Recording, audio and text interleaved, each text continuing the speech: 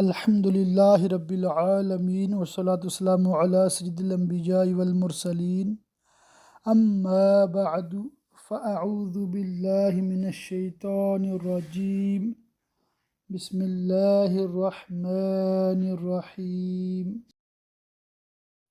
سبق نمبر 93 نزہۃ القاری شرح صحیح البخاری، جلد اس کی 5ویں اور آخری ہے،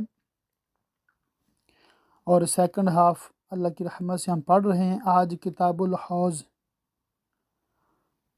سے ہم آغاز کریں گے، انتہائی توجہ کے ساتھ سماعت کرتے جائیں، انشاءاللہ تعالی اس کی خوب برکتیں پائیں گے۔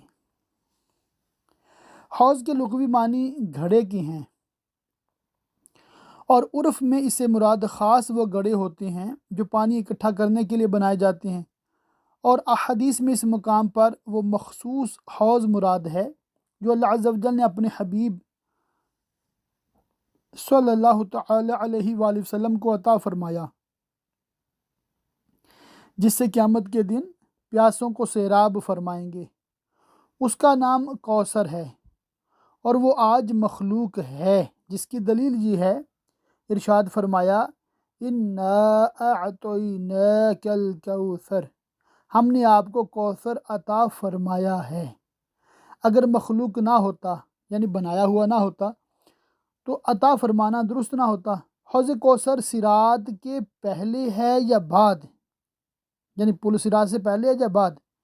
علماء کے دونوں اقوال ہیں۔ علامہ قرطبی نے تذکرہ میں فرمایا کہ صحیح یہ ہے کہ حضور اقدس صلی اللہ تعالی علیہ وآلہ وسلم کے لیے 2 حوض ہیں، ایک موقف میں رہے گا اور ایک جنت میں۔ حوض کے ثبوت میں احادیث اتنی کثیر ہیں کہ جو با اعتبار معنی کے متواتر ہیں، اس پر ایمان لانا واجب ہے، اس کا منکر گمراہ بد دین ہے۔ حدیث نمبر 2790 ہے، جو میرے پاس جلد ہے اس کے حساب سے۔ حضرت عبداللہ بن مسعود رضی اللہ تعالیٰ عنہ سے روایت ہے کہ نبی صلی اللہ تعالیٰ علیہ وآلہ وسلم نے فرمایا، میں تمہارا پیش رو کار ساز حوض پر ہوں گا۔ تم میں سے کچھ لوگ حوض کی طرف آئیں گے، پھر میرے قریب سے کھینچ لیے جائیں گے۔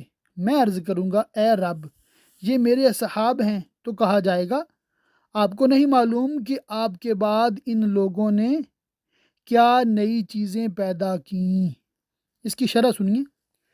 اس سے مراد وہ لوگ ہیں جو حضور اقدس صلی اللہ تعالی علیہ وآلہ وسلم کے بعد مرتد ہو گئے اور حالت ارتداد ہی میں مرے۔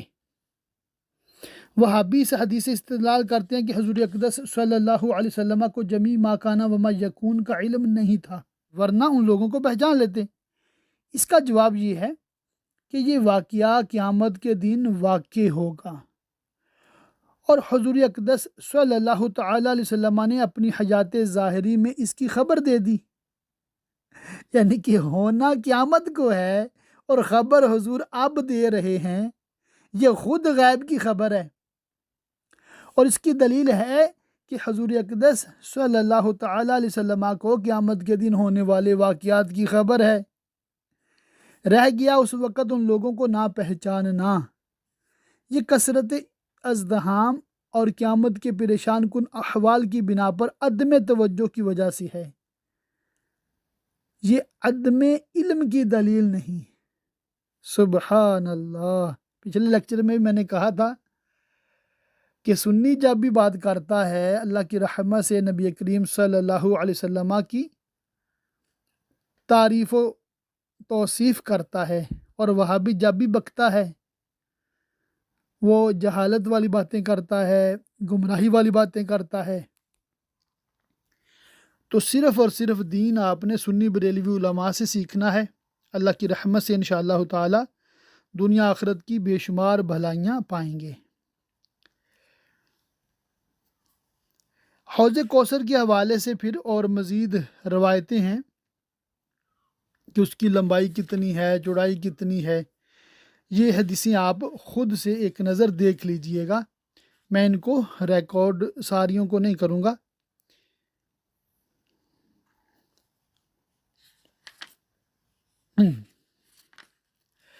اس کے بعد کتاب ہے کتاب القدر، یعنی تقدیر کا بیان۔ تقدیر حق ہے، اس کا منکر گمراہ ہے۔ تقدیر ایک سربستہ راز ہے جس کا سمجھنا عام عقلوں سے باہر ہے۔ اس کی قدر تفصیل جلد اول حدیث جبرائیل میں بیان کر دی گئی ہے۔ باب ہے اللہ تعالیٰ کے علم کے مطابق قلم سوکھ گیا، اور اللہ تعالیٰ کے اس ارشاد کا بیان، اور اس کو اللہ تعالیٰ نے اپنے علم کے مطابق گمراہ کر دیا۔ مراد یہ کہ اللہ تعالیٰ نے ہر چیز کو قیامت تک جو کچھ ہونے والی ہے سب لکھ دیا۔ اگر اس میں سے کچھ بدلنا چاہتا ہے تو اسے مٹا دیتا ہے، جیسا کہ فرماتا ہے اللہ تعالیٰ جسے چاہتا ہے مٹاتا ہے اور جسے چاہتا ہے ثابت رکھتا ہے، اور اس کے پاس اصل کتاب ہے۔ یہاں علم اللہ سے مراد حکم الہی ہے، اس لیے کہ اس کے معلوم کا واقع ہونا لازم ہے، ورنہ جہل لازم آئے گا۔ تو اس کے علم کو لازم ہے معلوم کے وقوع کا حکم۔ یہ جو فرمایا گیا کہ ادلہ اللہ علی علم کی ایک تفسیر یہ ہے کہ ازل میں اس کے بارے میں جو علم تھا اس کو ظاہر کیا، اور ایک تفسیر یہ ہے کہ اللہ تعالیٰ نے اسے علم عطا فرمایا تھا، اس کے باوجود وہ گمراہ ہو گیا۔ کہ ایسا ہو سکتا ہے کہ کوئی شخص علم ہو اور علم کے باوجود گمراہ ہو جائے، جیسے قرآن پاک میں وہ بلعم بن بعورہ کا واقعہ ہے۔ اور بھی یہ جو گمراہ فرقے ہیں یہ بھی قرآن پڑھتے ہیں، حدیث پڑھتے ہیں، پھر بھی گمراہ ہو جاتے ہیں۔ ایک حدیث ہے حضرت حذیفہ رضی اللہ تعالیٰ عنہ نے کہا کہ نبی صلی اللہ تعالیٰ علیہ وآلہ وسلم نے ایک خطبہ دیا جس میں کسی ایک ایسی چیز کا ذکر نہیں چھوڑا جو قیامت قائم ہونے تک ہوگی، مگر ان سب کا تذکرہ فرمایا۔ اس کو جانا جس نے جانا، جو بھول گیا بھول گیا۔ میں کسی بھولی ہوئی چیز کو دیکھتا ہوں تو پہچان لیتا ہوں، جیسے غائب شخص کو آدمی دیکھ کر پہچان لیتا ہے۔ اس کی تشریح سنیے، بڑے مزے کی ہے یہ حدیث۔ اس کی دلیل ہے کہ حضور اقدس صلی اللہ تعالی علیہ وآلہ وسلم جمیع ما کانا و ما یکون، یعنی جو کچھ ہوا جو کچھ ہوگا کہ عالم تھے، حتیٰ کہ حضور اقدس صلی اللہ تعالی علیہ وسلم نے صحابہ کرام کو بتا بھی دیا، جسے یاد رہا، جو بھول گیا بھول گیا۔ تو یہ بخاری ہے، اور پتہ نہیں وہابیوں کو کیوں نظر نہیں آتی۔ اللہ پاک ان کو ہدایت دے اور ان کی شر سے سنیوں کو محفوظ رکھے، آمین۔ میں نے تو ان کا ایک ہی حل نکالا ہے کہ ان سے سر کھپانے کی بجائے سوشل بائیکاٹ، بالکل بائیکاٹ کریں، ان کی سنیں ہی نہ، ان کو اپنے پاس بیٹھنے نہ دیں، ان کے پاس جائیں نہ، جھگڑا ختم۔ حدیث ہے حضرت ابو ہریرہ رضی اللہ تعالیٰ عنہ سے روایت ہے کہ نبی صلی اللہ علیہ وسلم نے فرمایا کہ منت بنی آدم کو ایسی کوئی چیز نہیں دیتی جو اس کے مقدر میں نہ ہو، لیکن تقدیر اس کو نظر کی طرف لے جاتی ہے، اور میں نے اس کے لیے منت مقدر کر دی ہے کہ اس کے ذریعہ بخیل سے کچھ میں نکلوا لیتا ہوں۔ اس کی شرح میں ہے، یعنی قضائے مبرم میں نظر سے کوئی تغیر و تبدل نہیں ہوتا۔ تو یہ قضاء کی جو قسمیں ہیں یہ بہار شریعت حصہ اول میں لکھی ہوئی ہیں، وہاں اس کی آپ تفصیلات ضرور دیکھیے گا، انشاءاللہ تعالی معلومات میں اضافہ ہوگا۔ آگے کتاب الایمان والنذور، قسم اور منت کا بیان ہے۔ قسم کی 3 قسمیں ہیں، یہ بہار شریعت میں بھی لکھی ہوئی ہیں، ہم نے قسم کے بیان میں پڑھی تھیں، اور دعوت اسلامی کا ایک رسالہ ہے قسم کے بارے میں، مدنی پھول جیسا عنوان ہے، وہ آپ لیں، وہ انشاءاللہ تعالیٰ آپ کو بہت فائدہ دے گا۔ قسم کی 3 قسمیں ہیں، غموس، لغو، منعقدہ۔ جان بوجھ کر جھوٹی قسم کھانے کو غموس کہتے ہیں۔ قسم کھائی کہ فلاں شخص آیا حالانکہ وہ جانتا ہے کہ وہ اب تک نہیں آیا۔ لغو، اگر اپنی دانست میں جو قسم کھائی ہے وہ سچی ہے مگر حقیقت میں جھوٹی ہے، مثلا جانتا تھا کہ زید نہیں آیا اور قسم کھائی کہ نہیں آیا اور حقیقت میں زید آ گیا ہے، اسے لغو کہتے ہیں، منعقدہ۔ اگر آئندہ کے لیے قسم کھائی، مثلا یوں کہا خدا کی قسم یہ کام کروں گا یا نہ کروں گا، تو اسے منعقدہ کہتے ہیں۔ غموس میں سخت گناہ گار ہوگا، استغفار اور توبہ فرض ہے مگر کفارہ لازم نہیں، اور لغو میں نہ گناہ ہے نہ کفارہ، اور منعقدہ میں اگر قسم توڑے گا کفارہ دینا پڑے گا اور بعض صورتوں میں گناہ گار بھی ہوگا۔ اچھا، یہ جو ہے نا غموس، لغو، منعقدہ، ایک ہی بار سن کر ذرا یاد نہیں ہو جائیں گے، ان چیزوں کو آپ بار بار دیکھیں گے، بار بار پڑھیں گے، پھر انشاءاللہ تعالیٰ آپ کو مستحضر یعنی ذہن میں بیٹھ جائیں گے۔ میں اپنی بس ایک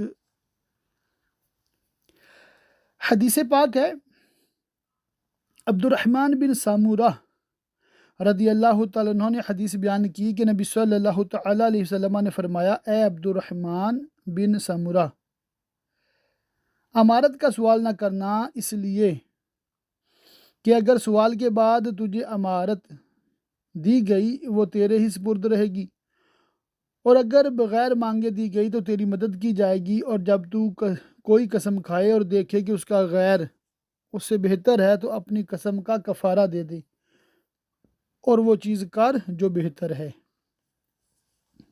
بالکل واضح حدیث پاک ہے۔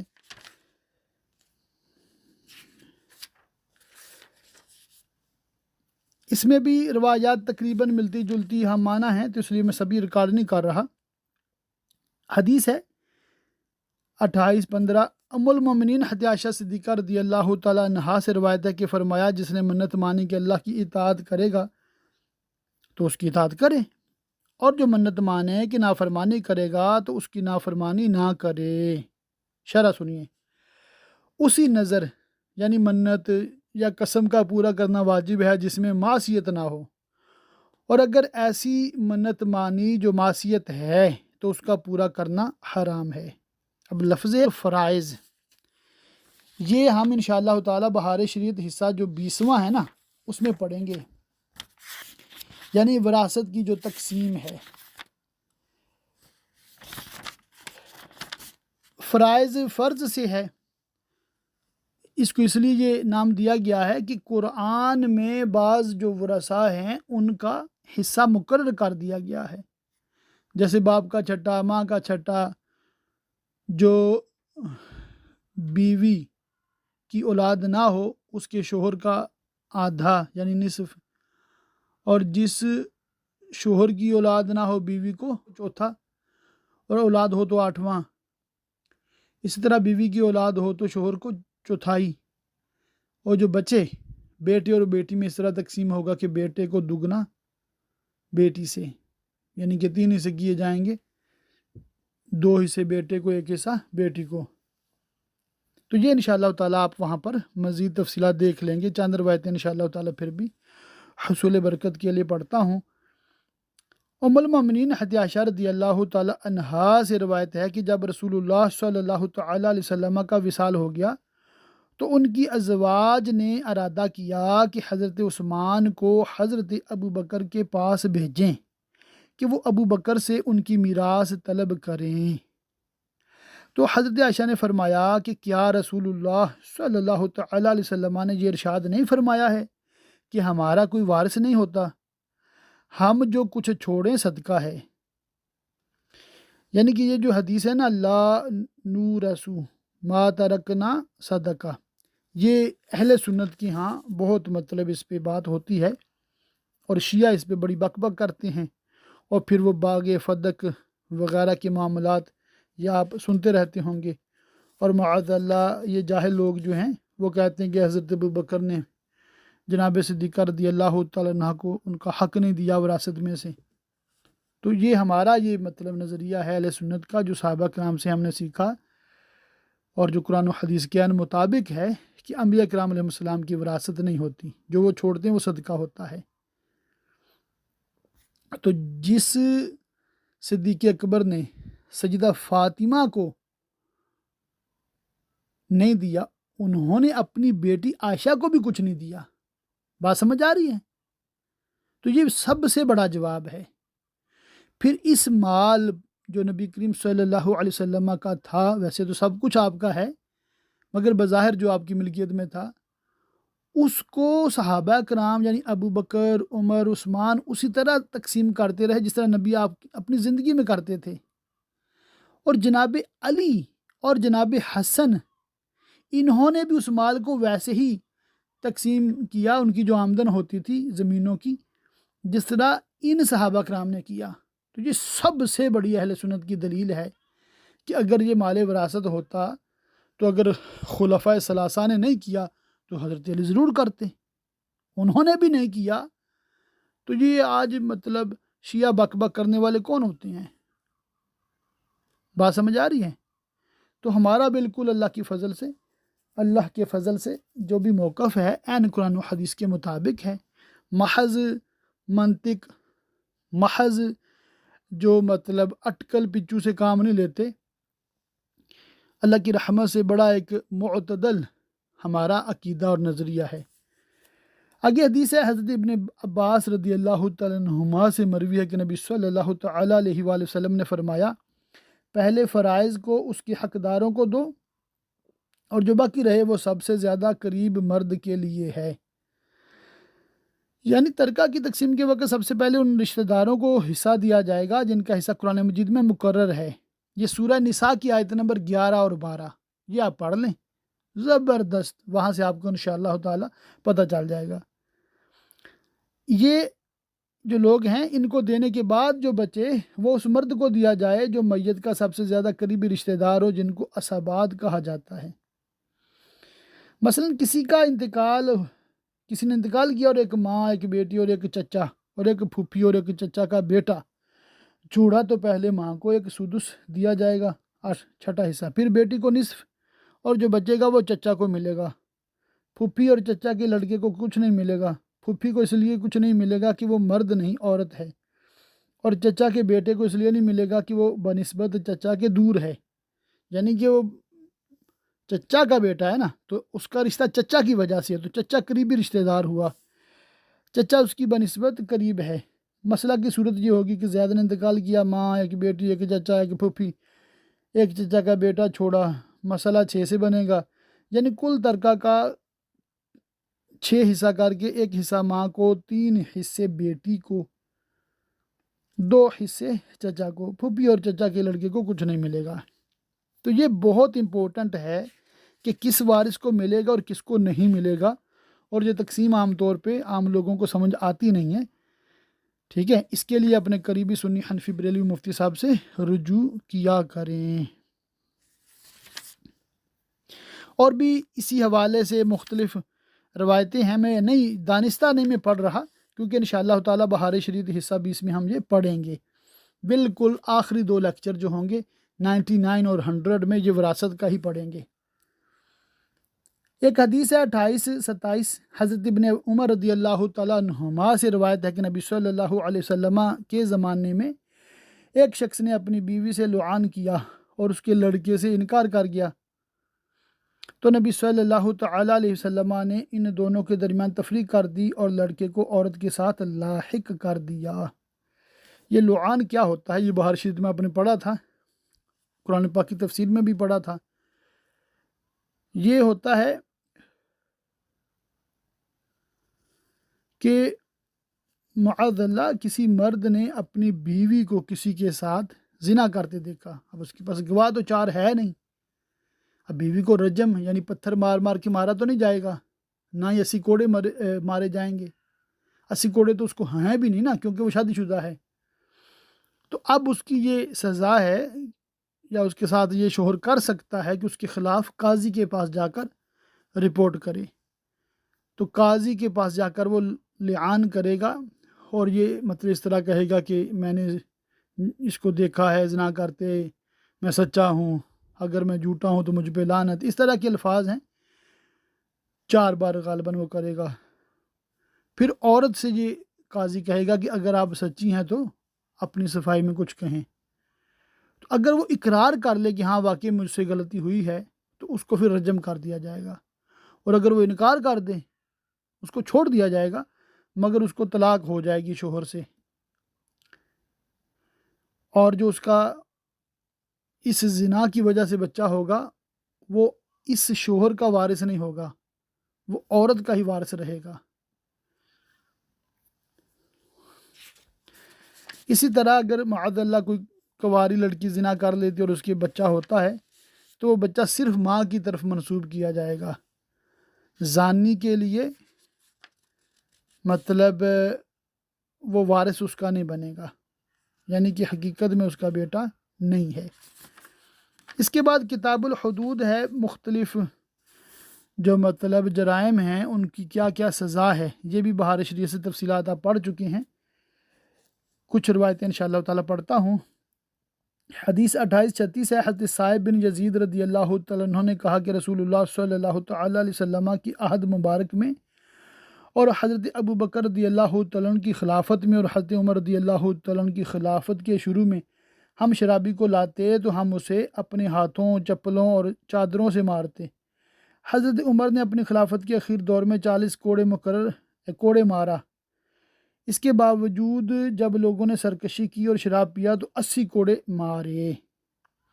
اس پہ علامہ بدر الدین محمود عینی نے فرمایا کہ حضرت عمر اگر آج کے زمانے میں ہوتے تو 80 کے دونا دون کوڑے مارتے، یعنی کہ 80 سے بھی ڈبل مارتے، کہ اس قدر معاذ اللہ مسلمانوں میں جو شراب کی نحوست عام ہو گئی ہے۔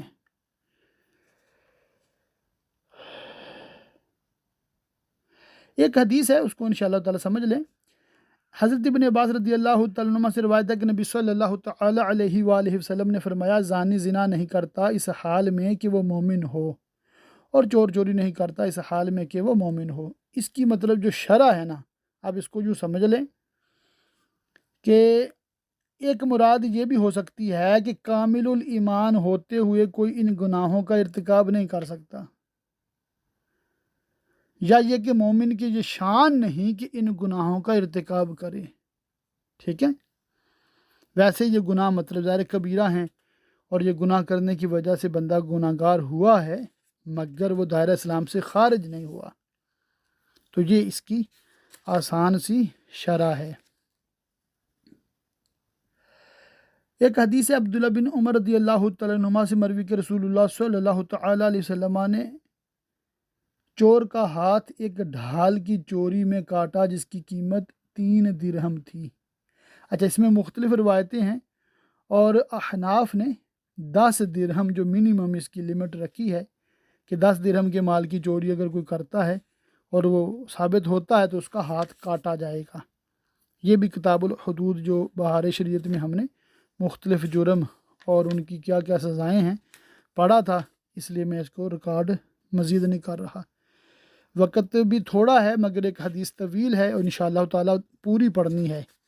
اب انتہائی توجہ سے سنیے گا، اس کو پڑھتے ہوئے بھی نا کہیں کہیں میں اپنے الفاظ بھی استعمال کروں گا، یہ ذہن میں رکھیے گا، اور آپ سے درخواست ہے کہ اس حدیث پاک کی شرح آپ ضرور ایک نظر خود سے پڑھیے گا۔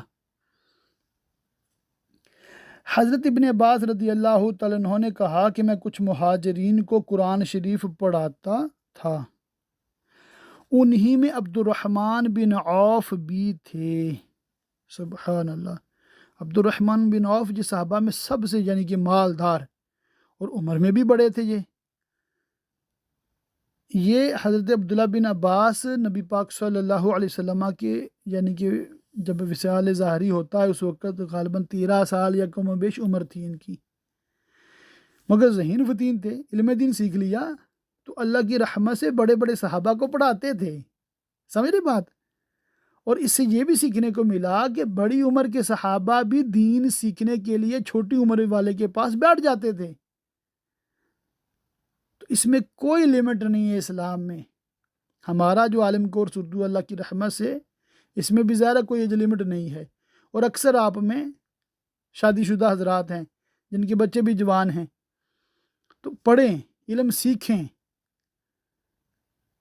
آپ کہتے ہیں you never too old to learn، ٹھیک ہے، علم سیکھیں، اس کو مزید پختہ سے پختہ کریں، انشاءاللہ تعالی آگے سکھائیں، آپ کے لیے صدقہ جاریہ ہے۔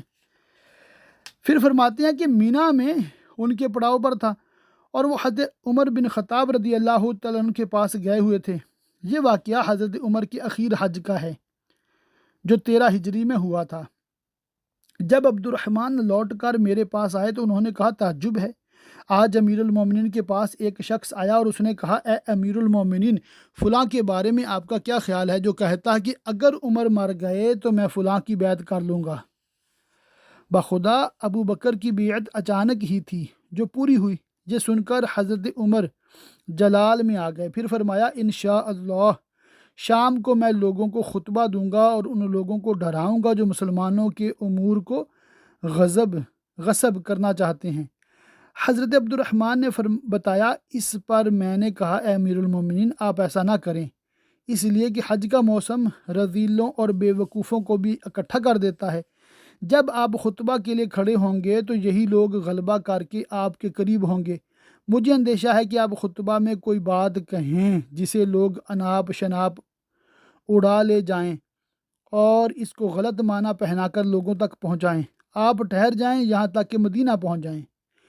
مدینہ دار ہجرت اور سنت ہے، وہاں سمجھدار اور شریف لوگوں کو منتخب کر کے ان کے سامنے جو بھی کہنا ہو بہت سوچ سمجھ کر کہیں۔ آپ کی اس بات کو اہل علم محفوظ رکھیں گے اور صحیح طریقہ سے اس کو اس کی جگہ رکھیں گے۔ یہ سن کر حضرت عمر نے کہا بخدا انشاءاللہ مدینہ پہنچ کر سب سے پہلے خطبہ دوں گا۔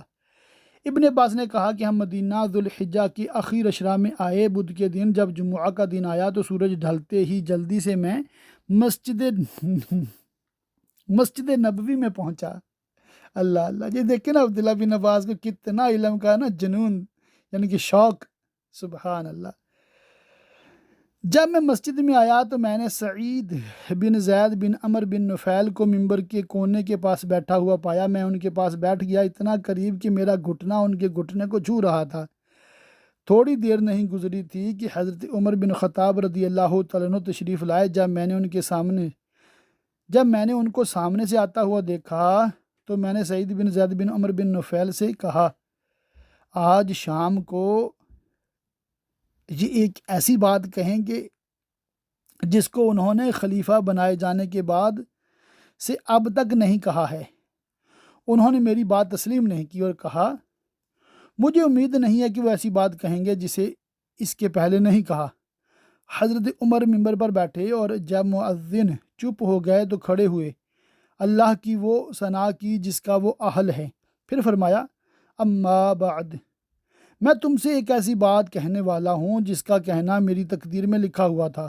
میں نہیں جانتا، شاید یہ میرے سامنے میری موت ہے، تو جو اس کو سمجھ لے اور کما حقہ یاد کر لے تو جہاں بھی جائے اس کو بیان کرے، اور جسے اس کا اندیشہ ہو کہ اس نے اس کو سمجھا نہیں تو میں کسی کے لیے یہ حلال نہیں کرتا کہ مجھ پر جھوٹ باندھے۔ بے شک اللہ تعالیٰ نے حضرت محمد صلی اللہ تعالیٰ علیہ وسلم کو حق کے ساتھ بھیجا اور ان پر کتاب نازل فرمائی۔ اللہ نے جو کچھ نازل فرمایا تھا ان میں آیت رجم بھی تھی۔ ہم نے اس کو پڑھا اور سمجھا اور خوب اچھی طرح یاد رکھا۔ رسول اللہ صلی اللہ تعالیٰ علیہ وسلم نے رجم کیا اور ہم نے حضور کے بعد رجم کیا۔ مجھے اندیشہ ہے کہ ایک طویل زمانہ گزرنے کے بعد کوئی کہنے والا یہ کہے کہ بخدا ہم رجم کی آیت کتاب اللہ میں نہیں پاتے اور اس فریضے کے ترک کے سبب گمراہ ہو جائیں جو اللہ نے نازل فرمایا، اور رجم اللہ کی کتاب میں ثابت ہے جو زنا کرے جبکہ وہ محسن ہو، مرد ہو یا عورت، جبکہ ثبوت فراہم ہو جائے یا حمل ہو یا اقرار۔ پھر ہم کتاب اللہ سے جو پڑھتے تھے اس میں یہ بھی پڑھتے تھے کہ اپنے باپ دادا کے نسب سے اعراض مت کرو کیونکہ یہ تمہارا کفران نعمت ہے کہ اپنے باپ دادا کے نسب سے اعراض کرو، یا یہ تھا بے شک تمہارا کفران نعمت ہے کہ اپنے باپ دادا کے نسب سے اعراض کرو۔ سنو، پھر رسول اللہ صلی اللہ علیہ وسلم نے فرمایا کہ میری تعریف میں مبالغہ نہ کرو جیسا کہ عیسیٰ بن مریم کے بارے میں کیا گیا، ہاں یہ کہو اللہ کے بندے اور اس کے رسول ہیں۔ اور سنو، مجھ تک یہ خبر پہنچی ہے کہ تم میں سے ایک کہنے والا کہتا ہے بخدا اگر عمر مر جائیں تو میں فلاں کی بیعت کر لوں گا، اور تمہیں وہ شخص ہرگز دھوکے میں نہ ڈالے کہ کہے کہ ابو بکر کی بیعت اچانک تھی اور وہ تام ہوئی۔ سنو، بے شک وہ ایسی ہی تھی، لیکن اللہ نے اس کے شر سے بچا لیا، اور تم میں کوئی ایسا نہیں جس میں حضرت ابو بکر جیسی فضیلت ہو۔ تو یہ دیکھیں اہل سنت کا عقیدہ اور جو نظریہ ہے حضرت عمر کس طرح بیان فرما رہے ہیں کہ سب سے افضل جو صحابہ میں ہیں وہ سیدنا ابو بکر صدیق ہیں۔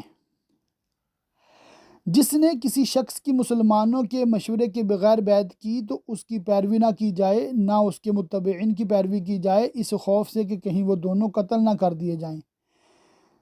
جس وقت اللہ نے اپنے نبی کو اٹھایا اس وقت ابو بکر ہم سب میں بہتر تھے۔ انصار نے ہماری مخالفت کی، اور کل انصار ثقیفہ بنی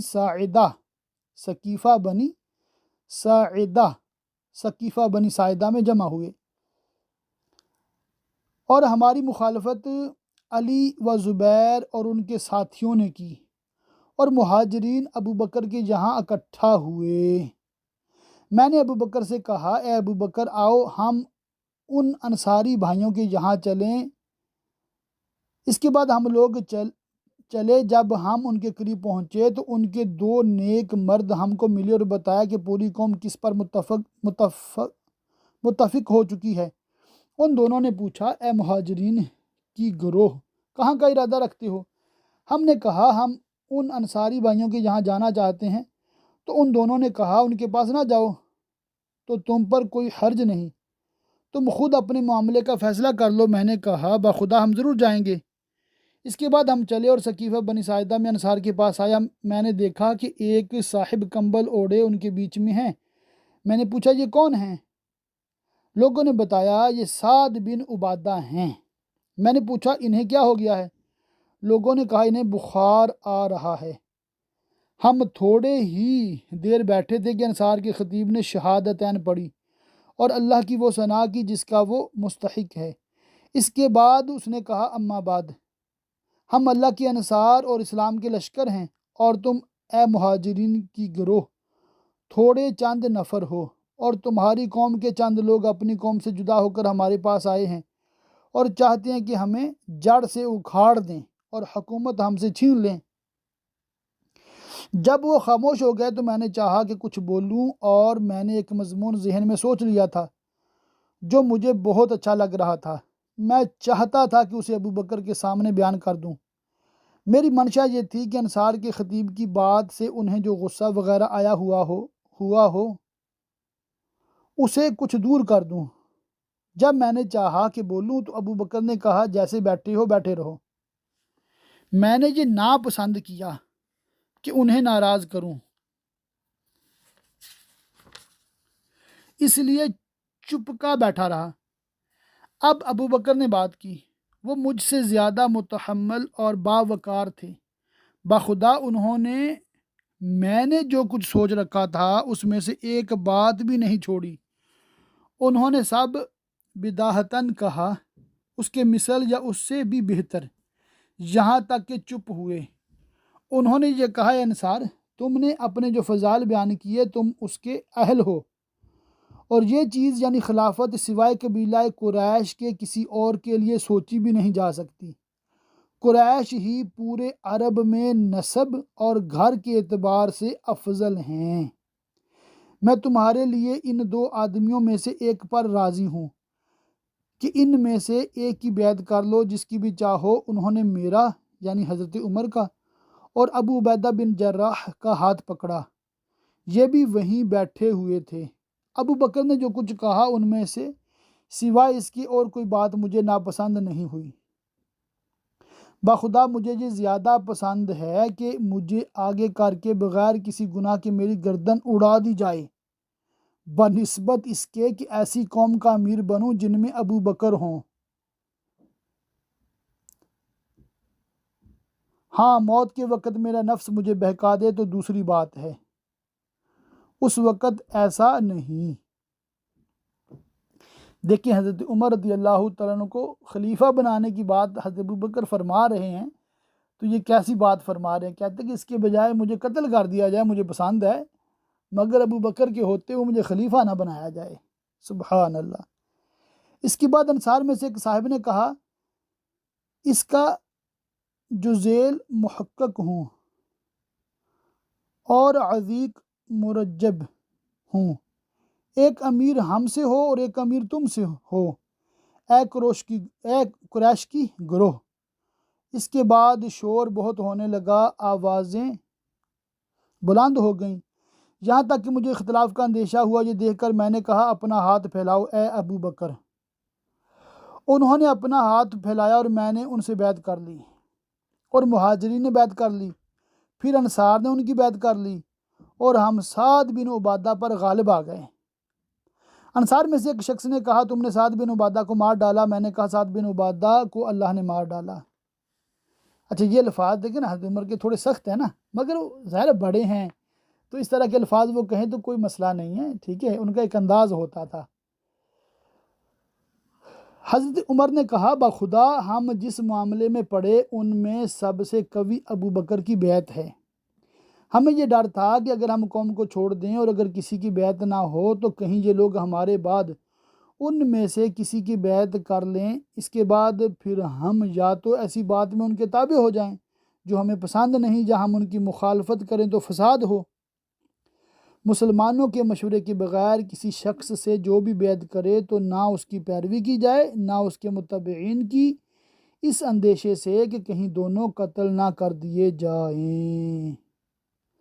تو یہ تھا واقعہ جو مطلب آپ کو میں نے بتانا تھا کہ جناب صدیق اکبر رضی اللہ تعالیٰ عنہ کو کس طرح ہنگامی حالات میں یہ معاملہ نبٹانا پڑا۔ اچھا، اس کی شرح میں جو لکھا اس میں سے صرف ایک پوائنٹ آپ کے پیش کر دیتا ہوں، 771 صفحہ پر ہے، رافضیوں کو سقیفہ بنی ساعدہ کے فیصلوں پر بڑا اعتراض ہے، یعنی شیعہ کو۔ کوئی ان سے پوچھے کہ اگر حضرت ابو بکر اور حضرت عمر رضی اللہ تعالیٰ عنہ سقیفہ بنی ساعدہ نہ گئے ہوتے تو کیا حضرت علی رضی اللہ تعالیٰ عنہ خلیفہ منتخب ہو جاتے؟ حالات کا رخ بتا رہا ہے کہ اگر حضرت ابو بکر اور حضرت عمر رضی اللہ تعالیٰ عنہ سقیفہ بنی ساعدہ میں نہ گئے ہوتے تو انصار کرام اپنی قرارداد کے بموجب حضرت سعد بن عبادہ رضی اللہ تعالیٰ عنہ کو خلیفہ منتخب کر لیتے، ان کی بیعت کر لیتے، پھر کیا ہوتا؟ ان سب باتوں پر جو بھی دانش مند ذرا بھی غور کرے گا وہ بھی اس نتیجہ پر پہنچے گا کہ یہ حضرت ابو بکر اور حضرت عمر رضی اللہ تعالیٰ عنہما کا وہ اعلیٰ دانش مندانہ برمحل اقدام ہے جس کی مثال دنیا کی تاریخ میں شاید و باید ہی مل سکے۔ جویریہ کی روایت میں جو حضرت مالک سے ہے یہ ہے کہ ہم رسول اللہ صلی اللہ تعالیٰ علیہ وسلم کے گھر میں تھے، ایک صاحب نے دیوار کے پیچھے سے پکارا، اے ابن خطاب نکلو۔ حضرت عمر نے کہا، ہٹو ہم مشغول ہیں۔ اس نے کہا، میرے پاس آؤ، اس لیے کہ ایک نئی بات پیدا ہو گئی ہے، انصار اکٹھا ہو گئے ہیں تو آپ ان کے پاس جاؤ، ان کو سنبھالو قبل اس کے کہ کوئی ایسی بات پیدا ہو جائے جس کی وجہ سے تمہارے درمیان لڑائی ہو جائے۔ یہ دو انصاری صاحبان جو راستے میں ملے تھے جنہوں نے ان لوگوں کو سقیفہ بنی ساعدہ میں جانے سے منع کیا تھا، دونوں انصاری بدری تھے۔ ان میں ایک صاحب کا نام عیین بن ساعدہ تھا اور دوسرے صاحب کا نام معن بن عدی۔ پھر ایک بات یہ بھی قابل غور ہے کہ سقیفہ بنی ساعدہ میں حضرت ابوبکر صدیق رضی اللہ تعالیٰ عنہ کی بیعت ہو جانے کے بعد ایک انصاری ہی نے کہا تھا، تم نے سعد بن عبادہ کو مار ڈالا۔ اس سے مترشح ہوتا ہے کہ تمام انصار کرام اس پر متفق نہیں تھے کہ حضرت سعد بن عبادہ کو خلیفہ بنایا جائے۔ تو یہ چیز ہے جو میں نے آپ کو پڑھانی تھی، سکھانی تھی، سمجھانی تھی، بتانی تھی کہ سارے صحابہ کرام نے جناب صدیق اکبر رضی اللہ تعالیٰ عنہ کی بیعت فرمائی، اور روایتیں آپ نے پہلے بھی سنی ہوئی ہیں کہ جناب علی المرتضیٰ رضی اللہ تعالیٰ عنہ نے بھی بعد میں ان کی بیعت فرما لی تھی، اور یعنی کہ متفقہ سب کے یہ خلیفہ بنے، بعد میں حضرت عمر بنے، پھر حضرت عثمان بنے، پھر حضرت علی بنے، پھر جناب حسن رضی اللہ تعالیٰ عنہم اجمعین خلیفہ بنے، اور یہ خلافت راشدہ کے 30 سال یوں مکمل ہوئے۔ اللہ پاک کی بارگاہ میں دعا ہے کہ اللہ پاک ہمیں خوب علم دین سیکھنے، سمجھنے، یاد رکھنے، عمل کرنے اور دوسروں تک پہنچاتے رہنے کی توفیق رفیق مرحمت فرمائے۔ آمین بجاہ النبی الامین وصلی اللہ تعالی علیہ وآلہ وصحبہ وبارک وسلم۔